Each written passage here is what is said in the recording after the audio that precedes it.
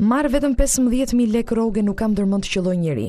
Let vit marr ç'të doj. Kështu shpreh një roje private sigurie intervistuar nga shqiptarja.com në një shkrim mbi nivelin e lartë të informalitetit në sektorin e ruajtjes së sigurisë private, çka ka sjell edhe skena si ajo që pam gjatë grabitjes së Union Bank, ku rojet u çarmatosen vetëm me një shuplak, apo rasti i rojes që qëndroi spektator gjatë ekzekutimit të një bankieri në qershor të vitit kaluar. Në regjistrat e Inspektoriatit Punës, rezultojnë të regjistruar 4.200 punonjës, në Policinë e Shtetit rezultojnë rreth 8.000 të tillë, ndërsa numri real mendohet jetë shumë më i madh. Një provë tjetër e informalitetit në këtë sektor është edhe niveli shumë i ulët i pagave të punonjësve, veçanërisht i atyre që punojnë në sektorin e sigurimit të objekteve. 10 punonjës të pyetur nga shqiptarja.com raportuan paga nga 15 deri në 18.000 lekë, ndërsa paga minimale në bazë të ligjit është jo më e vogël se 22.000 lekë. Njëri prej tyre, pa dashur të identifikohet, sqaron pse nuk mban armën gjatë shërbimit. Është më e sigurt në dollap, pastaj nuk kam ndërmend që për atë rrogë që marr ti qelloj dikujt. Mund të vi të marr ç'të doj. As që kam ndërmend të qelloj apo të më qelloj njeri, shpreh roja i sigurisë.